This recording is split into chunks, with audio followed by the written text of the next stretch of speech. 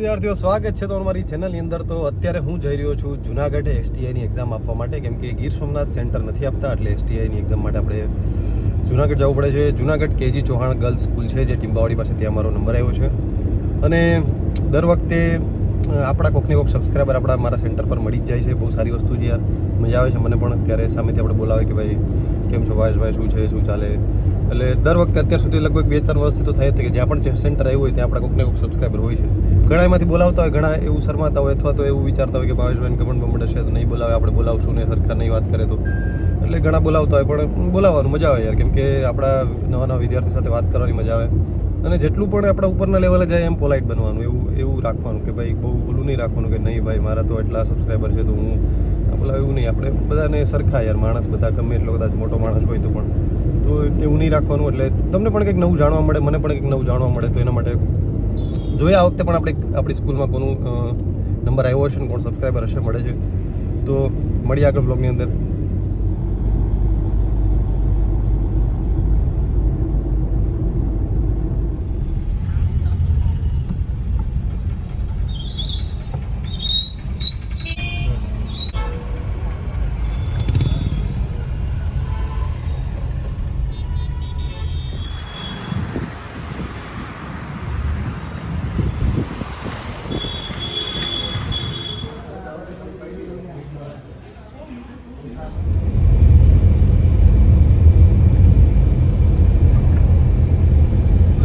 Paper ખતમ થઈ ગયું છે ને એઝ યુઝ્યુઅલ પેપર હતું ખૂબ લેન્ધી. મેથ્સ થોડુંક સહેલું હતું પણ લેન્ધી અમુક દાખલા સિવાય.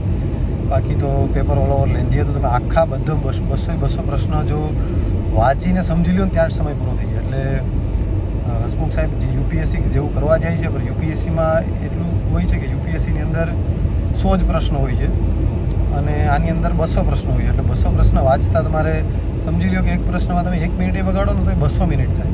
આપણી પાસે હોય છે ખાલી 120 મિનિટ. તો એટલે એક પ્રશ્નમાં તમારે અડધી મિનિટ કરતાં પણ ઓછા સમયમાં વાંચી લેવાનો, સમજી લેવાનો, ટીક કરી લેવાનો. એટલે તમે માઇન્ડ ગેમ રમવી પડે આની અંદર કે ભાઈ કયો છોડવો, કયો ટીક કરવો. એટલે એ રીતના થોડું કરવું પડે. બાકી ઉતાવળમાં ખોટા પડવાના ચાન્સ વધી જાય. પ્લસ કાં તમે આરામથી કરો તો ટાઈમ ખૂટે. બધું બહુ પેલું છે. પણ હવે જે પેટર્ન છે બધા માટે સેમ છે, એટલે આપણે કંઈ એવું છે નહીં. જોઈએ હવે. મને ખ્યાલ નથી કેટલા ટીક થયા, કેમ કે લાસ્ટમાં જેટલા બાકી હતા એ સમય છેલ્લો 10 મિનિટ હતી, તો મારે જેટલા બાકી હતા એ બધા મેં કરવા માટે મેં સમય આપેલો હતો. એટલે મને એક્ઝેક્ટ યાદ નથી કેટલામાં OMR આવશે, ડાઉનલોડ કરીશ એટલે ઓટોમેટિકલી મને ખબર પડી જશે. બરાબર. બાકી સાંજે આપણે પેપરનો રિવ્યૂ ડિસ્કસ કરીએ ઘરે જઈને. ત્યાં સુધી જોડાયેલા રહ્યો. તો પેપર ખતમ કરીને આવી ગયા છે ઘરે. અને મારે ડી સિરીઝનું પેપર હતું, અને આ પેપર નહોતું, આ એક બુકલેટ હતી 72 પેજની. 72 પેજ હતા આ પેપરની અંદર આગળ પાછળ થઈને.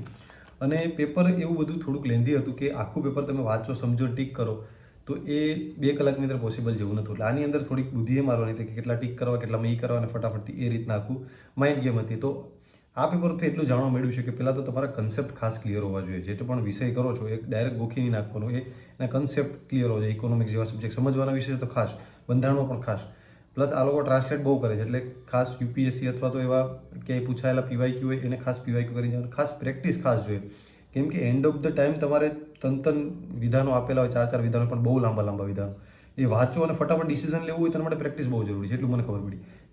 જે પ્રકારના પ્રશ્નોની મેં પ્રેક્ટિસ કરી હતી એ મને સચોટ જવાબ આવડી ગયા છે. એટલે આમ તમે જો તો એ પ્રશ્નો સહેલા લાગશે તમને કે હા તો ઇઝી, પરંતુ એ અઘરો ક્યારે બને છે જ્યારે સમય અભાવ હોય ને તમે વિચારોમાં ફટાફટ ઉતાવળમાં ભૂલ કરી દો છો. એટલે ખબર પડી જેમ વધારે પ્રેક્ટિસ કરશો, પીવાયક્યુની એક સારી બુક હોય, પીવાયક્યુ ઘસી નાખો, પ્રેક્ટિસ MCQ કરો વધારે, એનાથી આ બેનિફિટ બહુ થાય, ફાયદો થશે. મેથ્સ આમ જોવા જઈએ તો ઇઝી હતું થોડુંક, 1-2 પ્રશ્નોને છોડતા. પરંતુ જો સમય ઘટે તો મેથ્સમાં પણ પેલું થઈ શકે, કેમ કે ઉતાવળમાં ઘણા બધા ભૂલ થઈ શકે. તો મારે એવું થયું, મેથ્સ તો ઘણું ખરું થઈ ગયું, બધુંમાંથી 1-2 પ્રશ્નો ને એવા ગયા છે. બાકી ઘણા ખરા કર્યા છે. હવે OMR અપલોડ થશે એટલે પછી હું ચેક કરીશ કેટલામાં કર્યું છે, ને પછી મને આઈડિયા આવશે કેટલા શું થયા, અને પછી આપણે મેરિટ બાબતે અલગથી વિડીયો બનાવશું. ત્યાં સુધી બધાને ઓલ ધ બેસ્ટ. નવો વ્લોગ ને બધું લાવતા રહીશ. હવે ડાયરેક્ટ PSIની તૈયારી ચાલુ કરી દેવાની છે. એના માટે બધી વસ્તુ તમને હું કહેતો રહીશ. બાકી આપણો મેન્ટરશિપ પ્રોગ્રામ પણ ચાલુ છે, એપ્લિકેશન ડાઉનલોડ કરજો. ચેનલને ખાસ સબસ્ક્રાઇબ કરી રાખજો, તમને ઘણી બધી વસ્તુમાં કામ લાગશે. તો અહીંયા સુધી વ્લોગને રાખીએ. જય હિન્દ, જય ભારત.